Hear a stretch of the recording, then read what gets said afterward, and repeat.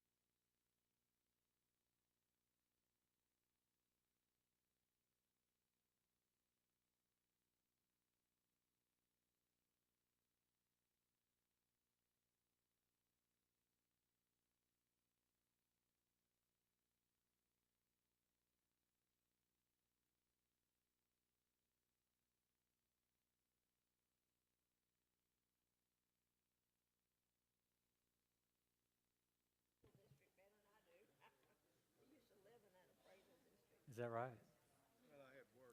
I think we are now officially Facebook Live or recording or YouTube, whatever it is, whatever social media or platform we are on. So we are officially live. I hope that this is one of our better Wednesday night crowds in a long, long time. So welcome, welcome, welcome. It is most certainly good to see Brother Leroy and Miss Norma Joe back with us. I understand they were here Sunday, but I didn't get to talk to you guys Sunday, so I didn't get to see you. But good, welcome back. Good to see you guys. Hope you're doing well. Nancy, good to see you too. Were you here Sunday? Oh, well, good to see you. Glad you're here. Glad you're here. Even good to see Ejer back there. Everybody just turn around and wave at Ejer. Hey, Ejer. On duty, he says, and we appreciate that. Hey, we are in Genesis. I told you last week that I was going to try to do 2 chapters at a time. And what I thought I'd do was pick up in the latter part of chapter 30, because we didn't finish that, because I think it's a springboard for what we want to cover in chapter 31. But there's just too much here for me to cover as far as ground goes in chapter 31. May try to do chapter 32 and maybe 33 next week. Lord willing, and so we'll have to see. It's just time, right? It's just time. And so here's what I want to do. Let me read verses 25 through 43, and I'm not going to spend a lot of time unpacking these verses, but I want to read to you, and then let me just kind of give you a synopsis of what it's saying, because there's a lot that's kind of mysterious about something that Jacob does, that he puts in the water trough of these animals, and it spurs on these animals to mate, and they begin reproducing like rabbits. Okay, and so I don't know all that's in there. I didn't really dig into that any much deeper than that, but let me just read it, and you can just follow along as I read aloud, and let me make some passing comments on it. Then we'll get into the heart of Matthew. I'm thinking about Sunday morning. Genesis 31. We're now in Genesis 30, verse 25. You follow along as I read aloud. It says, "And it came to pass." Now keep in mind, let me just back up for a second. And keep in mind that Jacob, he served his father-in-law, or in this case his uncle as well, for all of these years. He's taken on Leah as a wife. He's taken on Rachel as a wife. And now they've got all of these kids. He's got at least 11 sons at this particular point. The 12th son will not come into play until we get to chapter 35. But he also has a daughter by the name of, anybody remember her name? Dinah. Good job.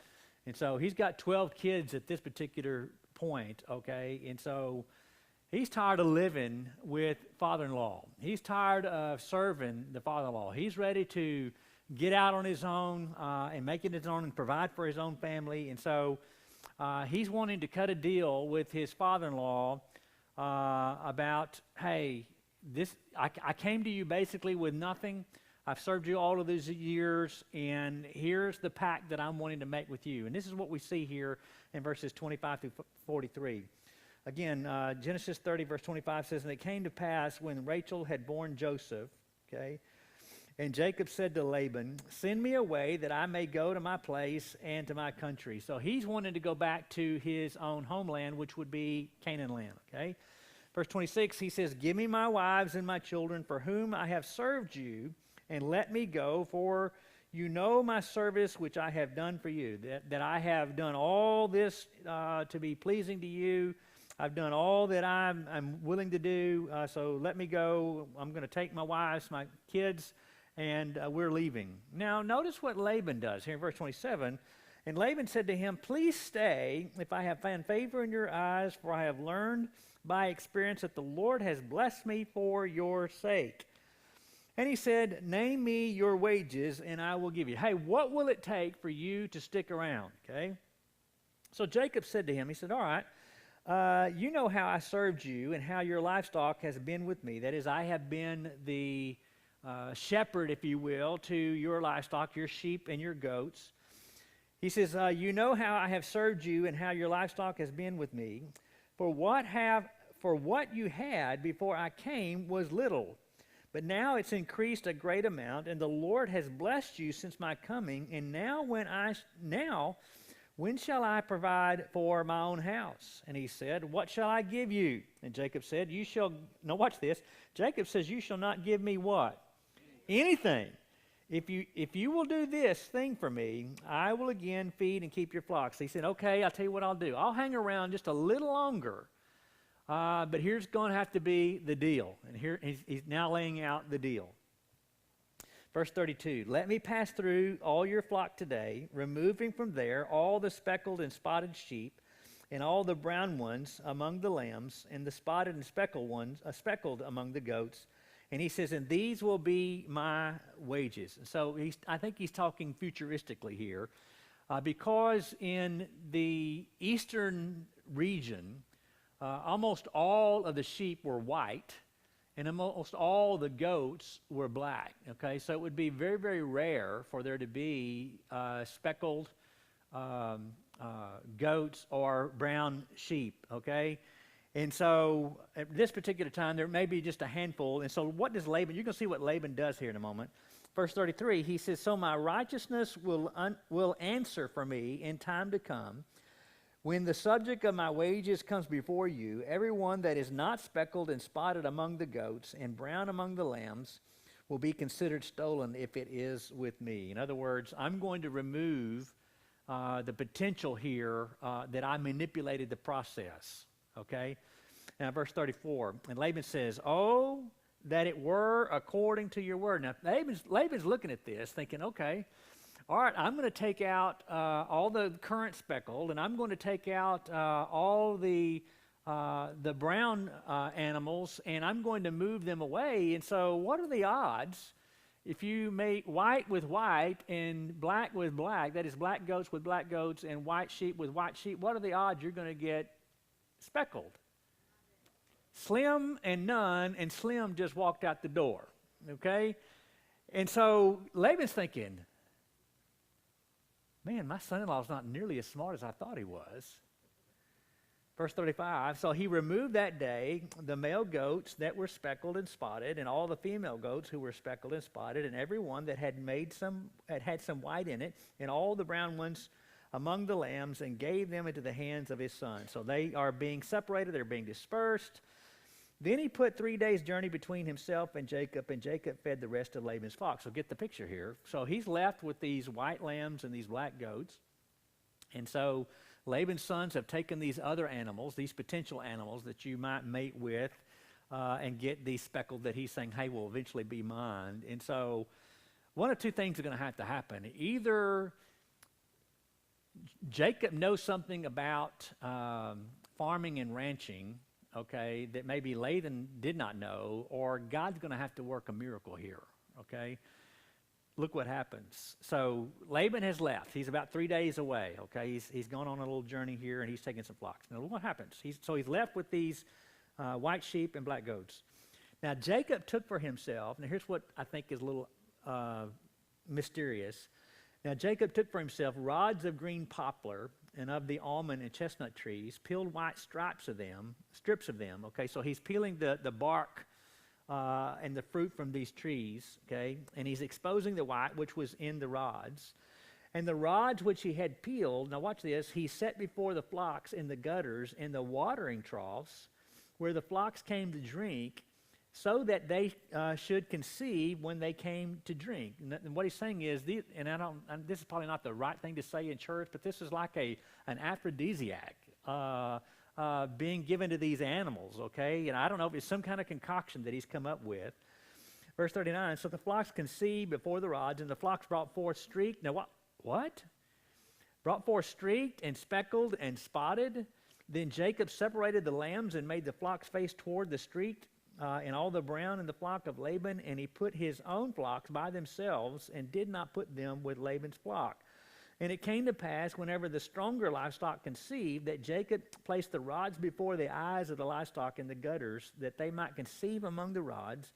But when the flocks were feeble, he did not put them in. So in other words, he's taken of the best. Okay, and this is part of the deal, right? Hey, leave me here, and I'll take care of these, and if what comes out of this is speckled, blah, blah, blah, that belongs to me. So there's no underhanded dealing going on here. Now, Laban's going to think that he is, and Laban's son's going to think that, hey, Dad's getting shafted here. But no, he's still living up to the promise that he made, but God is blessing. And I think you're going to see this in just a moment. Verse 42, but when the flocks were feeble, he did not put them in. So the feebler were Laban's, and the stronger Jacob's. Now look at verse 43. I think you might well put a star by verse 43 because I think this is pretty important. Thus the man became exceedingly prosperous. That is, the man Jacob became exceedingly prosperous and had large flocks, male and female servants, and camels and donkeys. And so obviously God is blessing the handiwork or the work, the labor, if you will, of one Jacob. And so Jacob is obviously becoming very wealthy as a result of the works of his hands. And so God's providing for the means that he could leave and have some substance, if you will, that he can go back with. Now that takes us to chapter 31. Look what happens. Now Jacob heard the words of Laban's son saying, so Laban's sons are looking at what's going on here, and they're thinking, wait a minute. This is a biological impossibility. He's pulled some kind of shenanigans and has pulled this off. I don't know what he's done, but he's pulled some kind of shenanigans, and he's taken our dad to the cleaners. Jacob heard the words of Laban's son saying, Jacob has taken away all that was our father's, and from what was our father's, he has acquired all this wealth. So they accuse him of what? Stealing. That's exactly right. Verse 2, and Jacob saw the countenance of Laban, and indeed it was not favorable toward him as before. And then verse 3 says, and the Lord said to Jacob, return to the land of your fathers and to your family, and I will be with you. And that begins us to where we begin to unpack these particular verses. You've got the outline there in front of you, and let's just begin to just kind of methodically work our way through these verses. The very first thing that I want to draw to your attention is I want you to see that Jacob becomes concerned. And I might even add, rightfully so. Okay, so it's not just, it's basically Jacob against all of Laban's family, minus Leah and Rachel being his wives. So these boys, I forget how many sons that Laban has. Y'all remember? But he's got a bunch of them. And they are now turned against Jacob. They have given word to their dad. And so how do you think, hey, Dad, your son-in-law has been stealing from you, and he's getting ready to leave, and he's taking all that belongs to you with him. What do you think about that? How do you think that's going to set? Now, you got to remember, y'all remember when Abraham sent his servant to Laban's father, which would be Rebekah's father. Remember, Laban was the brother of Rebekah. And so remember when he went and the servant gave all of these riches and ornaments and all of that. It was Laban that became really obsessed with the material possessions. And then when Rebekah had sent Jacob to her brother's homeland to seek out a wife, he also, hey, welcome. He's what's in it for me? And so he's consumed with material possessions here. And so can you imagine if he sees part of his material possessions being taken away, how livid and angered he's going to become. And you're going to see it just continue to get ratcheted up as we work our way through this particular text. And so we see Jacob becomes concerned, okay? And there's a lot going on in these three verses. Laban's sons, again, feel that their father has been duped and cheated. But in reality, again, Jacob has held up his end of the bargain. He's done exactly what he said he would do. This was the deal that me and my father-in-law, me and your dad, talking about Laban's sons, this is the deal that we worked out. And just because, hey, God has blessed my hand and I'm getting the abundance here, it's not because I've duped your dad, not because I've cheated him, not because I'm stealing from him, but because God has blessed this. Okay? And so these guys are pretty upset about it. Verse 2, and Jacob saw the countenance of Laban, and indeed it was not favorable toward him as before. And I think that's kind of a play on words, thinking, you know what? When he says it's not favorable, He's not going to be happy when he comes. He's not going to come pat me on the back and say, man, take care of my daughters. He's going to be really, really upset. And so that's part of the reason why he knows that he needs to get out of town. But here's the major reason why he knows that he needs to get out of town. Because there was not a life for Jacob and his family in Padan Aram. Okay? Why? Why do you think there wasn't a life for him there? God was sending him back to where? To the land of promise, sending him back to Canaan. Because remember, even though there's been some, again, family turmoil amongst the family of Isaac with Jacob and Esau, and Jacob went away for a period of a number of years to help hopefully cool down Esau from killing him. His mama sent him away, remember that? God's promise to this land of Canaan had not changed. This was still the land of promise that God had given to Israel. Again, God's working through Abraham, God's working through Isaac, and God's working through Jacob of the two sons that God blessed Isaac with. Okay? So that promise is continuing to flow through Jacob. And so God wants him to go back to the land of promise to which God promised him to begin with. And so look again at verse 3. Again, very important verse here. And the Lord said to Jacob, return to the land of your fathers and to your families. And here's the promise that God makes to him. What is it? I will be with you. The same thing that he promised over and over and over again to his grandfather, which would be Abraham. And so we see Jacob becomes concerned, again, concerned that, look, I need to have, my future is not here. My future is in the homeland, the promised land. But also, we need to get out because Laban, especially the lies that his sons are telling him, that it's not going to be favorable to me. Because you got to know the greed that Laban has. And so we see, first of all, Jacob becomes concerned in verses 1 through 3. The verses 4 through 9, we see that Jacob calls a family conference. Jacob calls a family conference. Let me read verses 4 through 9. We'll come back and just hit some highlights of these verses. So Jacob sent and called Rachel and Leah to the field to his flock. Now, it's very important that you note in verse 4, who's part of this family conference? Just the wives, right? Just Leah and just Rachel. None of their maidservants, none of the ones who became his wives. If you remember that, Bilhah and Zilpah, they're not part of this. The slaves are not part of this. Have you ever heard the saying, loose lips sink ships? So he's called his two confidants, his two primary wives, and he's going to tell them something. Here's what he says. And Jacob sent and called Rachel and Leah to the field, to his flock. And he said to them, he says, I see your father's countenance, that it is not favorable toward me as before, but the God of my father has been with me. And you know that with all my might I have served your father. He said, even you girls know, I know you love your daddy. But even you know that I have not cheated your father. I have done everything and more that he's asked me to do. In fact, look at what he says in verse 7. He says, yet your father, he said, even though I have done exactly what your father has asked me, unfortunately, I can't say the same thing about your father and what he promised me. In fact, your father has deceived me and changed my wages 10 times. That which we agreed upon, he changes at the last minute or after the deal's done. But watch this. But God did not allow him to do what? To hurt me. And if he said thus, and now he's telling the girls, ladies, this was the deal that I worked out with your dad. If he said thus, the speckled shall be your wages, then all the flocks bore speckled. And if he said thus, the streak shall be your wages, then all the flocks bore streaked. Okay? In verse 9, so God has taken away the livestock of your father and given them to me. And so what is he doing here? He's telling these girls, he's telling his wives, the source of what has happened here.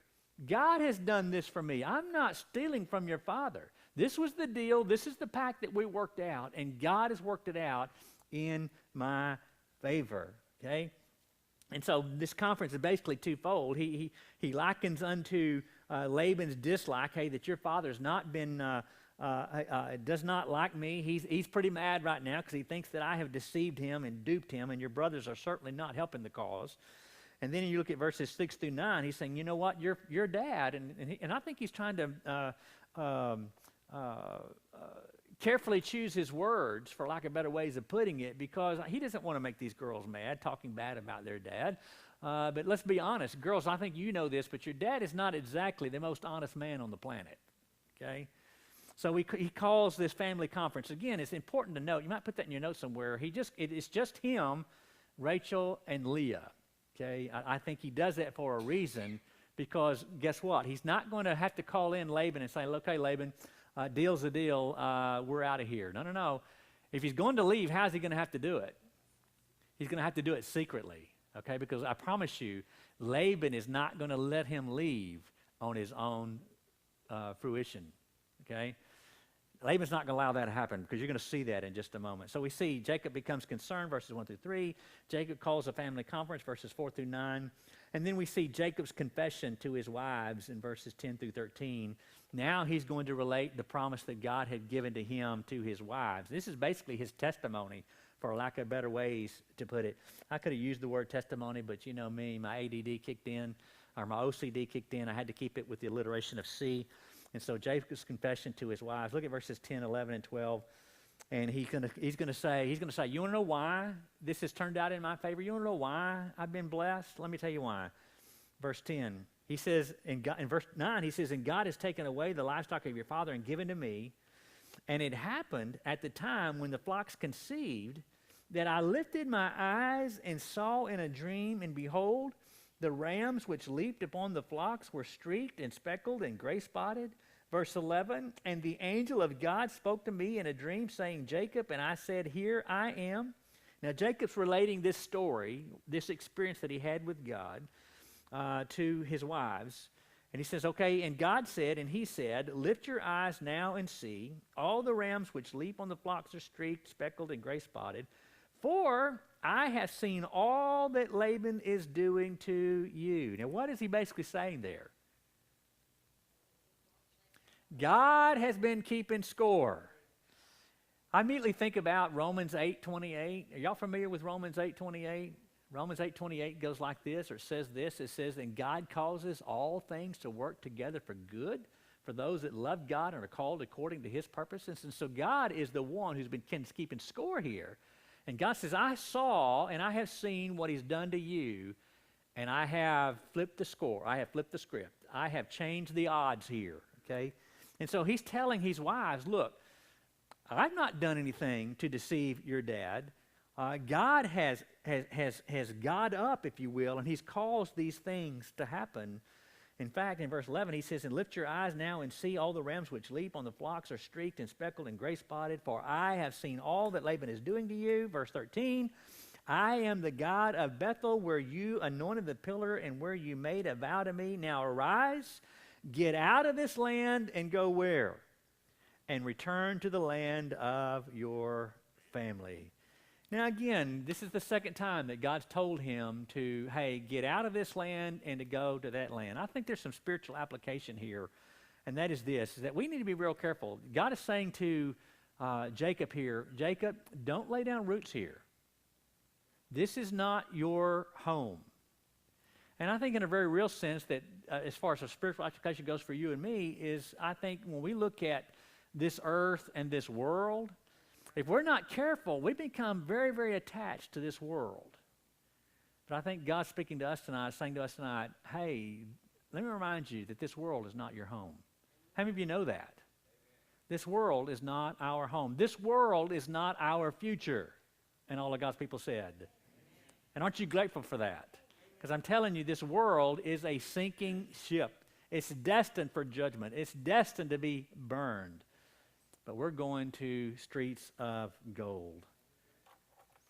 So we see Jacob's confession. He basically shares his testimony with his wives about what God has done for him. And now we kind of get toward the heart of what happens here, because the big question here in verses 14, 15, and 16 is this. What are Rachel and Leah going to do in response to what Jacob has just told them? What has he just told them? hey, God has told me, God has blessed me immensely and given me all of his blessings. And God has told me, get out. This is not your home. Go back to where I tell you to go. So, what's going to happen with these wives? They've got a choice to make, right? And as Miss Donna said, they've got a choice. Either they're going to go with their man, or they're going to go with their husband, the father of their kids, or are they going to stick around with dad? What do? We see Jacob finds commitment. They make a commitment. Look at verse 14, 15, and 16. So here's what it says.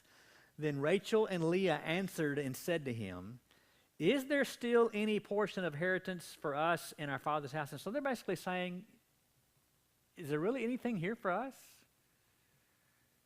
Are we not considered strangers to him? Now again, Jacob, you need to understand, hey, we are now, even though we are his daughters, when he looks at us, he sees the connection with you, okay? We are considered strangers by him, for he has sold us and has completely consumed our money. There's basically nothing left for us. Look at this, verse 16. For all these riches which God has taken from our father are what? Really ours, and not just ours, but our children's. Now watch this, I love this, underscore this. Now then, whatever God has said to you, the two words, say it with me. Say it together. Do it, okay? Hey, be obedient, okay? So what do they decide to do? We're going with you. Whatever God's told you to do, you are the spiritual leader of our home. Do it, okay? And now we come to the bulk of our study for tonight in verses 17 through 55. And let me tell you something. There is a whole lot here. And here's the last thing that I want you to see, and then we'll begin to unpack it. We see Jacob's family challenged. And I say Jacob's family challenged. There's going to be two major points of contention that are going to be challenged in not only Jacob's life, but the life of his family.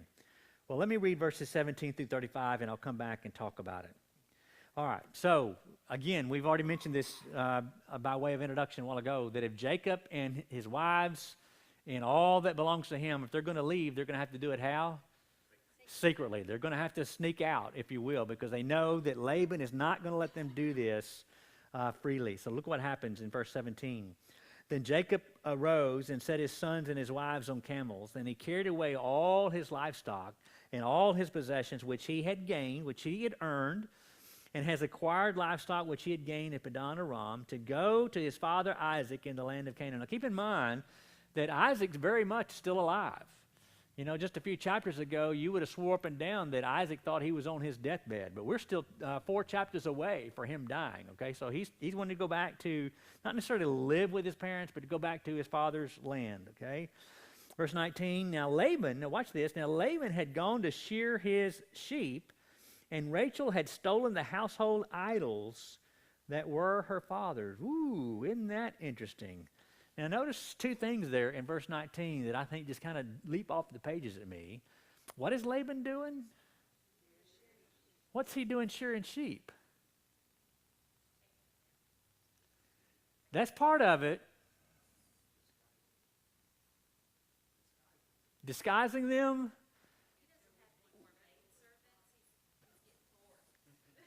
What did you just say, Tara? So what's he got to do? He's got to do it himself, but not only that, there's money to be made in that, okay? So it's not getting done, and so it's kind of like the truckers used to say to me. We had several truckers in my last church, and they always said, you know, Brother Bill, if they would be home for a period of time, they're thinking, I got to get back on the road. Why? I said, you've only been here just a couple of days. He said, well, you need to understand, if those wheels aren't turning, ain't no money coming in. I forgot about you, Jewel. You were a trucker. You know this story, right? If those wheels aren't turning, money ain't coming in, right? And so Laban's thinking, you know what? Hey, there's money to be made out there. And so look what Jacob does. Jacob takes advantage of his dad, his father-in-law, being distracted, being consumed with his wealth, okay? Verse 19, and Laban had gone to shear his sheep. And now this is interesting, verse 19. Man, why did she do this? I'm going to throw this out there to you. Why do you think that she does this? And what does this say about Laban that she does this? What did she do? The Bible says that she had stolen the household idols that were her father's. Now, keep in mind, Jacob's not going to have a clue that she's doing this, because verse 20 tells us, and Jacob stole away, that is, he left, unknown to Laban and the Syrian. We were just talking about that. In that he did not tell him, intended to flee. That is, he secretly left, but Jacob has no clue that Rachel has taken these idols that were being worshipped and adored by Laban. So I'm thinking about, man, here's a guy who's consumed with his wealth, but when you think about the religious aspect, and by the way, I hate that term religion. I really hate that term. Christianity is not a religion. You understand that, right? Christianity is a relationship. Religion is man's attempt to get to God. That's not what Christianity is. Christianity is God's attempt to reach man, okay, through his son Jesus. And so he's consumed through religious idols, okay. This, and obviously, he instilled this in the lives of his daughters too. So much so I'm asking myself, why did she take these? Did she take these because she felt like that they would do something for her? Or did she remove these because she thought, you know what, these are a detriment to my dad? I don't know. What do y'all think? I think she took them. Could be. I think she said, let me take these so he can't use them to get to us. Yeah. Or she believed in that too, and Jacob didn't. Yeah, I don't know. I don't know the answer to that. You know, it could be that she says, you know what, I need to remedy my dad of this. Or it could be that she That's what she was raised in. yeah, that was the life that she knew. Now, here's what's interesting, what she does in just a moment when Laban eventually catches up to him and thinking, what'd you do with my idols? You're going to find out what she's doing to them. And so I think that speaks volumes about the value of idols. Stay with me. We're going to get there. And so Jacob's family is challenged, first of all, about old gods. And by the way, when you write the word gods, use the little g there. Use the little g there. Old gods. Okay, we're talking about these idols, these things that these tangible things, inanimate objects, if you will, that Laban and these girls were used to worshiping. So she takes them, okay, and now Jacob is clueless as to the fact that she has them. Who also is clueless? Laban does not yet know, but stay with me. Verse 21. So he fled with all that he had, and he rose across the river and headed toward the mountains of Gilead. Now, let me just kind of set the stage for you. Laban is going to, Jacob and his family and his entourage are going to travel a space of about 300 miles, and it's going to take them roughly 10 days to cover 300 miles of ground, okay? But stay with me, and I'll tell you the reason why I told you that in just a moment. Verse 22 says, and Laban was told on the third day, so now they've been gone 3 days, okay, that Jacob had fled. So he took his brethren with him and pursued him for 7 days' journey. So, think about this. He's been gone for 3 days, and now Laban and his sons are chasing after Jacob another 7 days. So he's been gone 10 days, right? And he's covered a span of about 300 miles. Now, what's interesting is that Laban is so consumed, so angry about what's been done to him, or what he feels been done to him, that his wealth has been taken away, but also his idols have been taken away, that he catches up to Jacob not in 10 days, but 7 days. So he covers 300 miles in 7 days. Stay with me. It says, and then he took his brethren with him and pursued him for 7 days' journey, and he overtook him in the mountains of Gilead. So he's caught up with him. But God, now watch this, he has an encounter with God, that is Laban does. But God had come to Laban, the Syrian, in a dream by night and said to him, watch this, what's the warning? Read it with me. Be careful that you speak to Jacob. Now watch this, neither good nor bad. So Laban overtook Jacob. Now Jacob had pitched his tent in the mountains, and Laban with his brethren pitched in the mountains of Gilead. And Laban said to Jacob, all right, now he's going to confront him. What have you done that you have stolen away unknown to me, and carried away now watch this. He's talking about carried away my daughters like captives taken by the sword. That is, you took them by force. Is that true? No, not at all. And then he begins to ask in verse 26, he says, why have you stolen from me? Number 2, verse 27, he says, why did you flee away secretly and steal away from me and not tell me?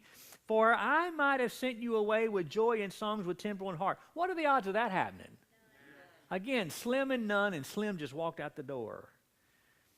In verse 28, he says, and you, now he's praying, Preying, on the emotion. He said, you robbed me of kissing my daughters and my grandsons.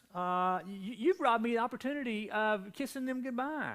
You did not allow me to kiss my sons and my daughters. Now you have done foolishly in so doing.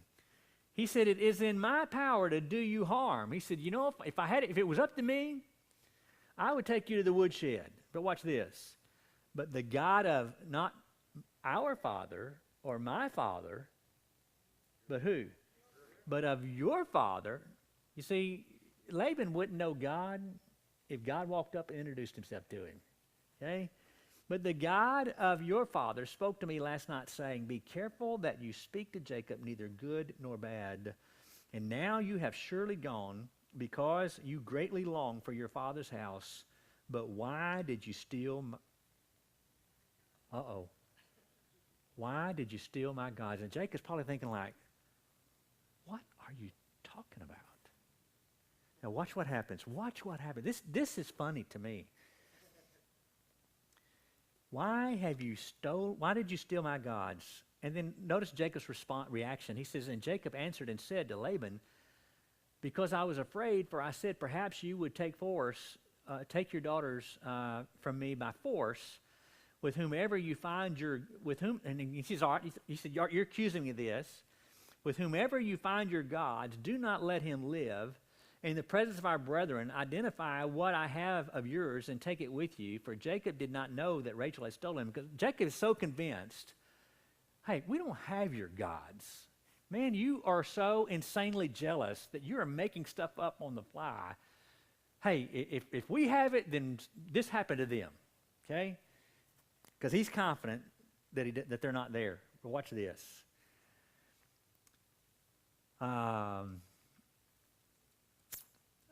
Verse 33, and Laban went in Jacob's tent, okay, and Leah's tent, and into two maids' tents, but he did not find them. Well, why didn't he find them? Because they're in Rachel's. And he went out of Leah's tent and entered Rachel's. And I wonder what he's thinking, all right? He's been to Jacob's tent. He's been into Leah's tent. He's been into the slaves' or the servants' tent, and he's not finding them. He's thinking, oh, man, I'm about to look really, really bad. But again, he's consumed here. But notice verse 34. There's a statement in here I want you to mark. And Rachel had taken the household idols and put them in the camel's saddle. And here's the statement. Is this not funny to you? Because it's certainly funny to me. That these so-called powerful gods, what is she doing to them? She's sitting on them. That's funny to me. And Laban searched all about the tent, but he did not find them. And notice this, he comes into her tent, and she's making an excuse. And she said to her father, let it not displease you, my lord. I cannot rise before you, for the manner of women is with me. And he searched, but again, what did he find? And so now he's come out. He's searched Jacob's tent. He's searched Leah's tent, the two maids' tent. He's searched Rachel's tent. He's come back nothing. He's come out with nothing. And he's made all of these strong accusations toward Jacob, and now Jacob is about to unload a verbal lashing on Laban. Look at it. Verse 36. And we see not only Jacob being challenged with these old gods, that is the gods of Laban, but now we see Jacob being challenged with old grudges. Because God's getting ready to do something in the heart of Jacob too, because again, think about what Jacob's done so far for Laban. He has served all of these years. Remember, he served those 7 years for Rachel. Who did he end up with? He ended up with Leah. Hey, if you really want Rachel, then serve me another 7 years, and he did that. He worked for his father-in-law, and now his father-in-law is wanting to take back the deal that they had made. And so Jacob he's up to here with what his father-in-law has done to him and is trying to do to him. And so look what he says in verse 36. He's having to deal with some of his own anger issues. And then Jacob was angry. Now watch this. Rebuked Laban. Very strong language there in the Hebrew. And rebuked Laban. And Jacob answered and said to Laban, what is my trespass? In other words, what is it that I've done to you? What is my sin that you have so hotly pursued me? You can almost see his voice intensifying as he's lashing out at Laban here. And he says, and although you have searched all my things, now he's looking about this. I can promise you this, that Laban didn't go in there and gently look under things. I'm sure things are flying left and right. And so he looks into his tent, looks in the tent of all of his family, and just sees it an absolute wreck. And I'm sure that did not sit well with Jacob. It certainly wouldn't sit well with me. Would that sit well with you? No, not at all. He says, although you, this verse 37, even though you have searched my things, what part of your household things have you found? None. And you're going to see that Laban doesn't give an answer. No, he didn't. He most certainly didn't. He says, and although you've searched all my things, what part of your household things have you found? Again, he continues to talk. This is Jacob continuing to talk. He said, set here before my brethren and judge your brethren, that they may judge between us both. These 20 years, he says, I have been with you. Your ewes, your female goats have not miscarried their young. I have not eaten the rams of your flock. That which was torn by beast, I did not bring to you. I bore the loss. He said, I put that on me. You required it of my hand, whether stolen by day or stolen by night. He said, there I was in the day the drought consumed me, and the frost by night, even though it was cold, even though it was hot, and even though I didn't sleep a lot. And somebody grab me a bottle of water. I've strained my voice. He says, and thus I have been in your house 20 years. I served for you 14 years for your 2 daughters, and 6 years for your flock. And you've changed my wages 10 times. He says, unless the God of my father, the God of Abraham and the fear of Isaac had been with me, if he had not been with me, he's saying, surely now you would have sent me away empty-handed. But notice again, he says, but God has seen my affliction and the labor of my hands, and what has he done? He's rebuked you. Isn't it true that God takes care of his own? You know, you think about those who have done you wrong over your past. Make no mistake about it. God's keeping score. God's keeping score. He knows, and God's going to set those wrongs right. And all of God's people said, I'm grateful to the Lord for that. Now watch this, beginning in verse 43. Look at how Laban responds to this. Thank you, Janice. And Laban answered and said to Jacob, now, he didn't really have much of a comeback. He says, and Laban answered and said to Jacob, these daughters, he says, are whose? And he says, and now he's talking about his grandchildren. He says, and these grandchildren are my grandchildren. Now I know those of you that are grandparents, that's the way you like to think, right? Hey, these are mine. They belong to me. These children are my children, and this flock is my flock. And he says, and all that you see is mine, but what can I do this day to these my daughters or to their children whom they have borne? What am I to do? Now therefore come, let us make a covenant, you and I, and let it be a witness between you and me.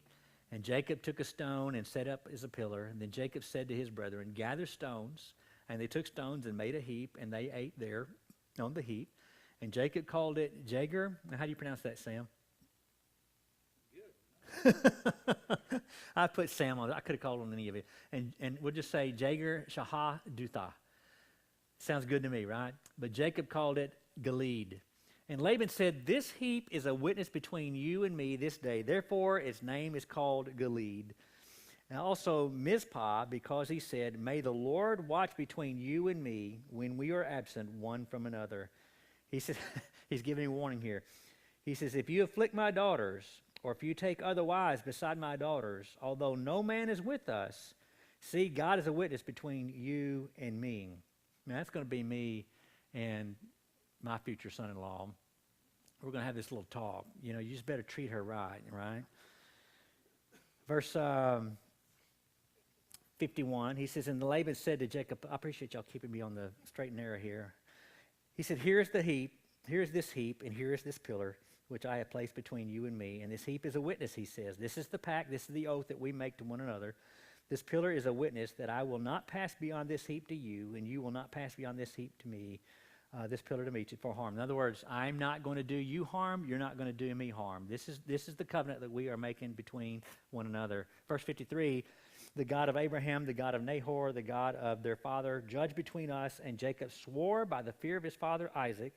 Then Jacob offered a sacrifice on the mountain and called his brethren to eat bread, and they ate bread and stayed all night on the mountain. And early in the morning, Laban arose and kissed his sons and his daughters, and he blessed them. And Laban departed and returned to his place. So what could eventually have been very catastrophic when you think about it, God averted, because God stepped in and said, look, you're not going to do him harm. You're not going to speak good or bad to him. You're most certainly not going to harm him because I've got my hand of protection on him. And so, again, what does Jacob do here? He uses this as a witnessing tool that, hey, the God of Abraham, the God of Isaac, in this case, the God of Jacob is also the one true God. Amen. Any thoughts or questions as we kind of jetted through all of those verses? Oh, did I give you? I thought I gave it to you. Grudges. So I did give it to you. Maybe that was when you went to go get water. Did y'all get those? Jacob's family's challenged with these gods, these false gods, and the grudges. That is the grudges that the father-in-law had toward Jacob, and that Jacob still was venting, taking out, hey, this has been a lot of years. There's a lot of things I wanted to say to you over the years, but now it's come to a head. Let me just kind of tell you how I felt like you treated me, okay? What if I were to ask you this one question, we're going to pray and we're going to be dismissed. If I were to ask you this, what do you think is one takeaway from this lesson or this study? Is there an application, do you think, that maybe appeals or applies to you and me? God takes care of his own. Very good. Anybody else? Yeah, that's exactly right. You know, I believe that you reap what you sow. I'm a big believer in that. I think that Laban was reaping what he sowed, and I believe that Jacob was reaping what he sowed because he did good. And Jacob's a deceiver. His name's not yet been changed. But he's a deceiver, okay? He's a schemer. But up to this time, he's done exactly what he committed to do. And he's living out, even though this had not become Scripture yet. But Galatians chapter 6, verse 6 through 9 says, be not deceived, God is not mocked. Whatsoever man sows, that shall he also reap.